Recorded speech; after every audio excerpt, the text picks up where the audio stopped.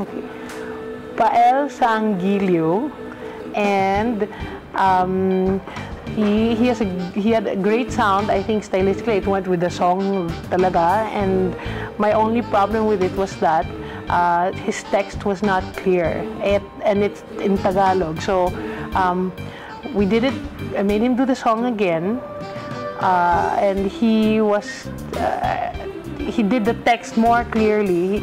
He practiced the text, and then he did it in the singing, and that way he was able to, I think, more freely navigate going to the high, and the text became clearer as well. So it's just playing around. Sometimes stylistically, we like playing around with the text na nahahamper the way we make the sound. So in this way, singers just really have to check themselves that the moving parts have to stay normal and moving despite the stylistic interpretation that they want to do. But he was able to do it very well. Okay, Renz sang Ikaw Lamang. He had a tendency to sing with his neck bent at a certain angle and leaning forward. He has good high notes.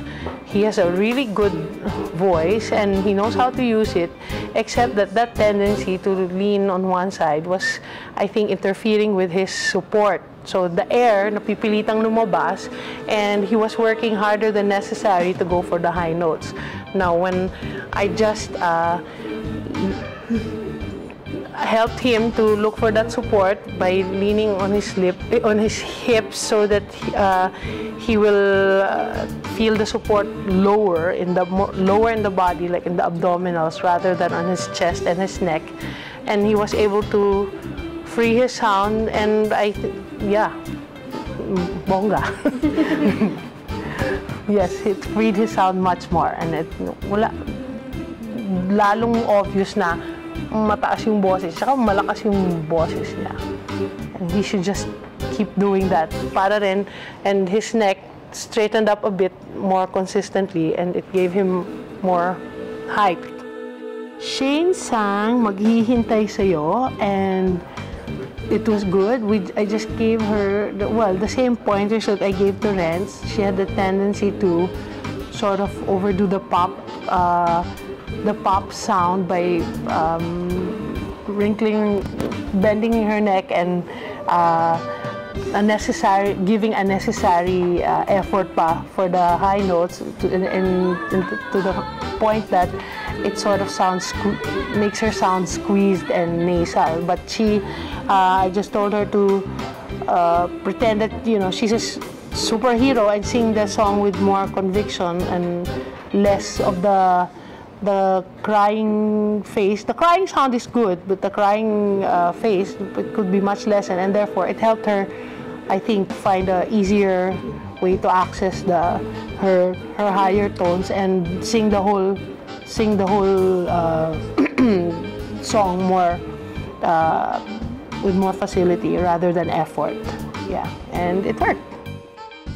Garrett did Dahil Mahal na Mahal Kita, and he has a great sound, although he was a bit nervous, and so it came out more breathy, and he was sort of dancing around on his feet because of the nervous energy, and in effect it affected his song kasi he had a hard time initially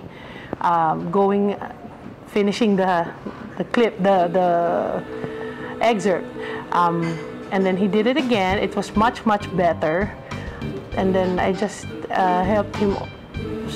I told him to stand still, and he found his support. I also helped him. I